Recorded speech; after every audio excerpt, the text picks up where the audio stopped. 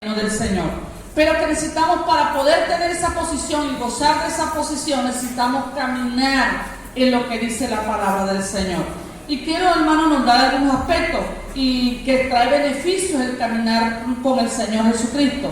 Y vemos algunos ejemplos en la palabra del Señor. Vemos a Enoc, Génesis capítulo 5, versículo 24, para los que lo quieran anotar. Dice que Enoc fue un hombre que caminó con Dios y tuvo la bendición de que antes de que el Señor destruyese el mundo, el Señor lo traspuso para que no hubiera, ¿verdad?, este mal. Tuvo la bendición de que él no pasó por la muerte, sino que el Señor se lo llevó. Igualmente tenemos a Noé, un hombre, dice la palabra del Señor, que Noé caminó con el Señor, y a pesar de la situación que estaba viviendo Noé, porque la Biblia no dice que era una situación difícil, ¿sí? Dice la palabra del Señor que como en los tiempos de Noé serán nuestros días, porque la corrupción era tal, la perversión era tan grande, que había muchos sodomitas, habían demasiado, dice que la maldad llegó a la presencia del Señor. Era tanto que aquí en la tierra la maldad llegó al cielo. La palabra no nos especifica qué cosas, pero vemos cuando el hombre se apartó, dice que el hombre dejó, se acostaba el hombre con hombre, mujer, dice la perversión hasta de llegar a querer abusar de unos ángeles o de unos varones que eran de Dios. No había respeto por ninguna persona en aquel momento, pero dice que Dios vio en Noé, dice que era justo, y que Noé, porque caminaba con el Señor, de que él se mantuvo a pesar de las dificultades, porque muchas veces podemos pensar y decir, no, es que este tiempo es difícil, no podemos mantenernos en el Señor, no podemos caminar con Dios, no podemos vivir una vida que agrade a Dios porque esto es muy difícil. Pero imagínense a Noé en aquel entonces, en esa condición de tan perversión, pero se mantuvo firme y fiel al Señor en el conocimiento de la palabra del Señor. Y llegamos acá a Pablo, un hombre instruido intelectualmente, dice que en una de las, dice la palabra del Señor, que él fue instruido con los mejores maestros de aquel entonces. Dice la palabra de Dios que fue instruido a los pies de Gamaliel, un hombre que tiene una capacidad, y muchas veces lo hemos escuchado aquí, tenía una capacidad intelectual, que escribió la palabra, que esbozó la palabra del Señor, que aproximadamente 12 libros del Nuevo Testamento fueron escritos por Pablo. Pero no porque él tenía una posición o condición, pasó por momentos difíciles, tanto así que la palabra del Señor nos dice que escribió la carta de los Efesios desde una... ¿De dónde estaba, hermano? Estaba por allí pasando en un resort, en una cárcel, preso por la causa de Cristo. No porque había hecho algo malo o había dañado a alguien o tenía una mala conducta, simplemente porque amaba al Señor Jesucristo, porque vivía o caminaba bajo la presencia del Señor. Y en este tiempo que estamos viviendo, un tiempo de apostasía terrible, tanto así que se dice que hoy en día por allí nos salió una información que nos habla y nos dice que ya las personas, los líderes, los ministros, no se conforman con ser apóstoles o reverendos, que ahora son ángeles. Entonces, arcángeles, es muy chiquito, tiene razón, arcángeles. Entonces vemos, hermanos, a dónde ha llegado la maldad del ser humano. Y eso no es allá afuera, lo estamos viendo aquí adentro. Cuando el hombre se quiere endiosar, si lo podemos llamar así, o quiere tener una posición, ya no se conforma con ser apóstol, sino que piensa que ya es una categoría muy baja para ser entonces ahora un arcángel. Y entonces dice la palabra del Señor, muchas personas quizás lo estamos viendo ahora, pero no solamente, algunos van a decir que ellos son el Cristo, que Cristo es, ellos se ha personificado en esas personas. Y la Biblia nos dice eso, la palabra del Señor nos dice que muchos dirán dirán que ellos son el Cristo, son los falsos maestros, los falsos profetas, gente que se está moviendo de una manera tal y que ha salido de dentro de las iglesias. No es que la iglesia sea mala, sino que no hemos aprendido a entender que simplemente somos servidores del Señor y que debemos caminar en ese servicio. Nadie es más grande que otro, aunque tengamos posición o algún rango que en este momento estemos usando, no somos nada. La mayor posición que tenemos nosotros es estar a los pies de Cristo. Esa es la posición que debemos tener. Mire, usted puede hacer esto, lo otro, y puede tener ideas, todo lo que usted tenga sea brillante, pero si usted no tiene carácter, usted, déjeme decirle con todo el respeto que usted se merece, usted no es nadie. Si Cristo no está en usted, si Cristo realmente no fluye en usted, usted no es nada. Y debemos tenerlo claro así, porque Cristo es nosotros. Todo lo que hacemos lo hacemos para el Señor. Y vemos allí en esa posición una carta, que es una carta doctrinal. En un momento le escribió en una situación que estaba preso, pero veía la necesidad que tenía la iglesia y motivó, porque había división dentro de la iglesia. Recuérdense que había judíos y gentiles, y había una división dentro de la iglesia, y él comenzó a instruir, a enseñar a la iglesia a no vivir en esa posición de que no era por lo que hacían o por lo que tenían, sino vivir en pos de caminar en la vida del Señor Jesucristo. Y una de las cosas que nos permite que podamos ser como estos hombres que nos han antecedido, como Noé, como Pablo, es andar en obediencia. Número 1, andar en obediencia. Dice, mantener muerto nuestra vida de pecado. No vivir en la carne. No podemos vivir en la carne. Cuando hablo de vivir en la carne, es darle rienda suelta a nuestros deseos. Porque podemos tener muchos deseos y anhelos y que puedan ser buenos, pero ¿están alineados con Dios? ¿Son sus deseos y decisiones alineados al propósito que Dios tiene para con su vida? ¿Estamos obedeciendo al Señor? No porque yo lo quiero hacer, yo tengo la manera de hacerlo. Nosotros necesitamos saber que Dios busca, antes de que nosotros tengamos fe, que seamos obedientes. Y nos vamos a lo que dice la palabra del Señor en el libro de Génesis, cuando el Señor estableció al hombre, a Adán y Eva, en el huerto de Edén. ¿Qué le dijo el Señor? Tengan mucha fe. ¿Le dijo eso, hermano? No, dice, no sabe, no. Le dijo que tuviera mucha fe. ¿Qué fue lo que le dijo el Señor?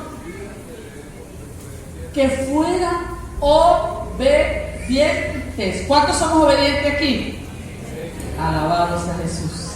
La obediencia vale más que muchos sacrificios. Necesitamos obediencia. Es la única evidencia infalible de nuestro amor al Señor. Yo no lo hago porque me van a poner en disciplina. Yo no lo hago porque me están mirando. Yo no lo hago porque yo amo a Dios. Yo estoy caminando porque yo quiero obedecer a Dios, no por el que dirán. Porque el que dirán no nos va a salvar. Lo que la gente diga no es un argumento valedero para yo alcanzar la victoria del Señor. Lo que me va a garantizar que yo voy a tener el éxito es obedecer los principios establecidos en la palabra del Señor. Es vivir conforme a la voluntad del Señor. No para que la gente me vea, sino porque yo quiero agradar al Señor, porque es la mayor alabanza que le puedo dar al Señor, reconocer que Él es sobre todo, en todo y por todo, que yo necesito vivir bajo sus pies, que yo necesito saber que mi corazón está alineado a lo que Dios quiere para nuestra vida, que quizás hay cosas que no nos agradan, cosas que no es la forma, pero que necesito alabar a Dios porque sé que la voluntad de Dios para mi vida es agradable y perfecta, que el que sirve al Señor tiene la bendición de que el Señor promete estar con nosotros aún en los momentos difíciles, que nada de lo que pasa en mi vida es fortuito o es por casualidad, sino que Dios tiene un propósito para mi vida, Dios tiene un plan para nuestra vida, que Dios quiere que tú camines en esa obediencia al Señor. No veas a la persona que te está quizás confrontando, no veas a la persona que está allí diciéndote algo que no te agrada. Entiende que Dios quiere hablar contigo y que tú camines delante del Señor. Eso, hermano, es lo que Dios quiere para nosotros. Adán y Eva fallaron porque desobedecieron a Dios. En una quizás es un acto sencillo. Porque que le digan, no, que tengo hijos, no agarra eso. No le estás pidiendo algo difícil, solamente no comas. De todos los árboles puedes comer, menos del árbol de la ciencia del bien y el mal. ¿Tiene oportunidades o no tiene oportunidades Adán y Eva para obedecer al Señor? Tenían, porque no es que lo dejó aguantando hambre o que iban a tener una situación adversa. Dios solamente quería una prueba de obediencia a la fidelidad a Dios. Nosotros en este tiempo debemos guardarnos. La palabra del Señor no es que me voy a morir, me van a abandonar, me van a quitar esto. Hermanos, como dice por ahí, hay una canción que muchas veces cantan por allí, que me falte todo menos su presencia. Nos puede faltar muchas cosas, pero que no nos falte Dios. Que estemos alineados con el Señor, que estemos cumpliendo. La obediencia es necesaria para el éxito de nuestras vidas. La obediencia es cumplir, ¿verdad?, lo que Dios ha dispuesto para nuestras vidas, y eso va a traer beneficios a nosotros, va a traer la provisión, la sanidad, la conversión de nuestras almas. Provisión, porque si estamos obedeciendo, si estamos alineados con el Señor, Dios va a suplir, porque la Biblia dice: no he visto justo desamparado ni su simiente que mendigue pan. Debo accionar en esa palabra, debo caminar en esa palabra, debo moverme en esa palabra, debo creer lo que Dios va a estar en nuestra vida, debo clamar en esa necesidad, debo buscar en el momento de necesidad, debo aferrarme al Señor, porque más que esta salud, aunque este cuerpo, dice, mortal se deshiciere, yo tengo uno mejor, dice la palabra del Señor, el cual el Señor me dará. Debo dar gracias al Señor y debo tener una actitud positiva, una actitud de gozo, una actitud de esperanza, que Dios está con nosotros, que el Señor me va a ayudar en momentos difíciles, y si es propósito de Dios que yo me vaya de esta tierra, sé que me voy a un lugar mejor cuando estoy en Cristo Jesús. Esa debe ser nuestra esperanza en el Señor. Eso es caminar en obediencia, es el primer requisito: obedecer al Señor, obedecer a Dios. Hay un pasaje en el libro de los Hechos que creo que decía, cuando aquellos hombres tenían preso a algunos de los apóstoles, decía, los soltaron y los castigaron: no queremos que hablen más en el nombre de ese hombre. ¿Y qué dijeron los discípulos?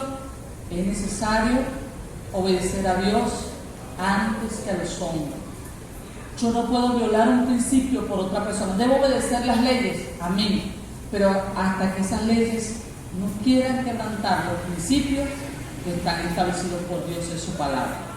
El segundo paso, hermano, es caminar en buenas obras, el camino de las buenas obras. El versículo 10 del capítulo que leímos dice que fuimos hechuras suyas, creados en Cristo Jesús para buenas obras. ¿Qué buenas obras? Las buenas obras no simplemente es que yo pueda hacer una obra social y pueda darle comida a alguien. Buenas obras es amplio lo que podemos hablar en cuanto a estar haciendo, caminando en esas buenas obras. Es ser amable, saludar, hermano.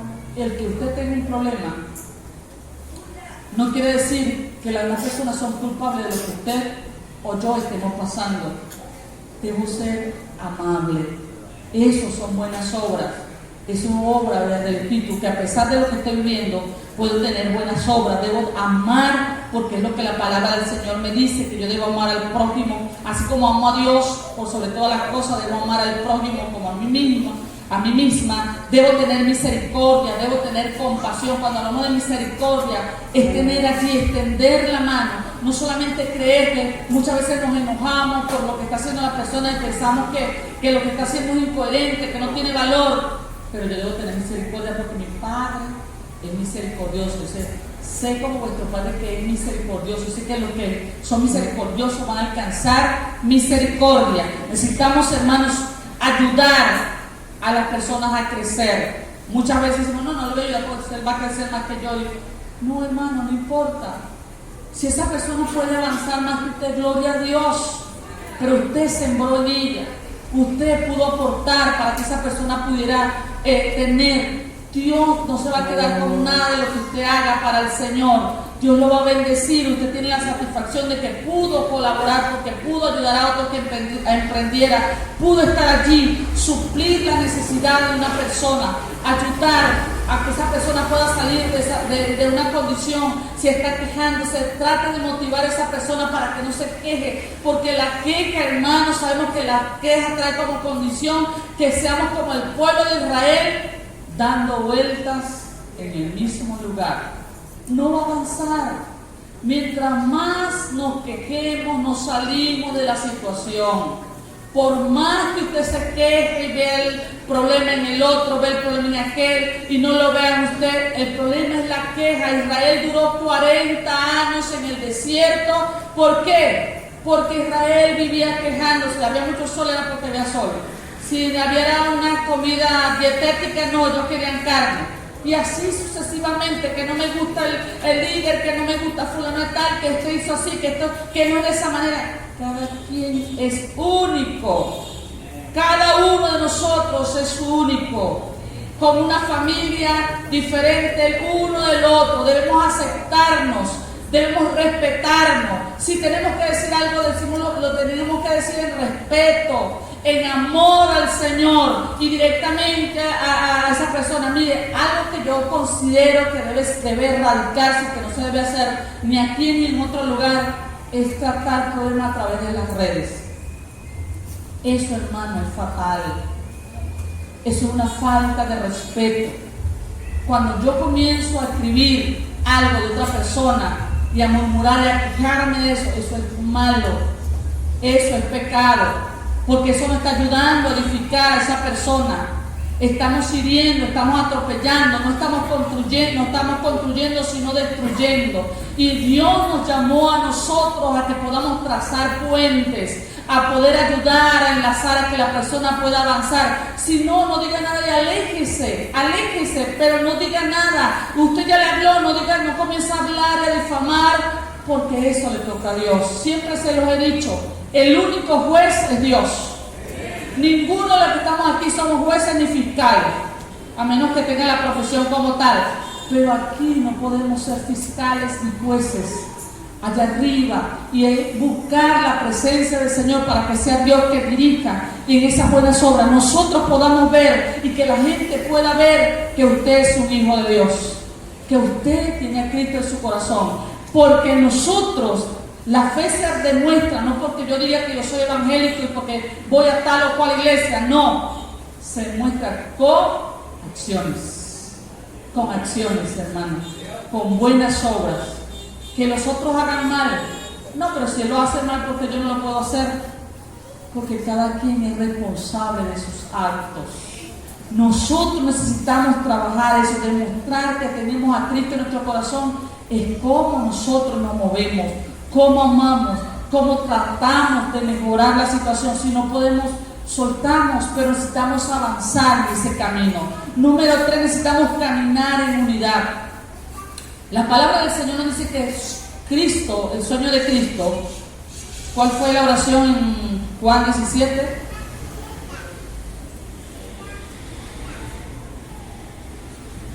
Que todos sean uno, como tú y yo, oh Padre. Nosotros somos un cuerpo, pero el cuerpo de Cristo, ¿cuántos son cuerpos del cuerpo de Cristo? Somos del cuerpo de Cristo. Y el único cuerpo que está desmembrado muchas veces somos nosotros. Mire, le hablamos mal. Cuando vemos a alguien que está pasando por un proceso, mire, le caemos encima. Vaya usted. Mire, como dijo una pastora ya retirada, le rasguñamos las costillas, le rasguñamos el pulmón, le apuñalamos, nos rasguñamos, nos golpeamos, nos abofeteamos, nos damos por todas partes. Que no debe ser, porque ¿cómo conocerán que nosotros somos uno? Es en Cristo. Algunos pueden decir, a Cristo le tocó la peor parte porque vino a morir, el Padre estaba sentado allá y el Espíritu Santo, bueno, le tocó después, pero a Cristo le tocó la peor parte. No, hermano, eran uno y estaban identificados, unidos en eso. Cristo dijo, Padre, si es tu voluntad, pasa de mí esta copa, pero que no se haga mi voluntad, sino la tuya. Más o menos así dice, parafraseando el pasaje. Pero nosotros, hermanos, nosotros somos la iglesia, somos una familia. Y no solamente lo digo como la familia Getsemaní, somos un cuerpo. Que un cuerpo tiene diferentes funciones. Que el cuerpo, las manos tienen una función, los pies tienen otra función, el estómago tiene una función, el pulmón tiene el sistema digestivo,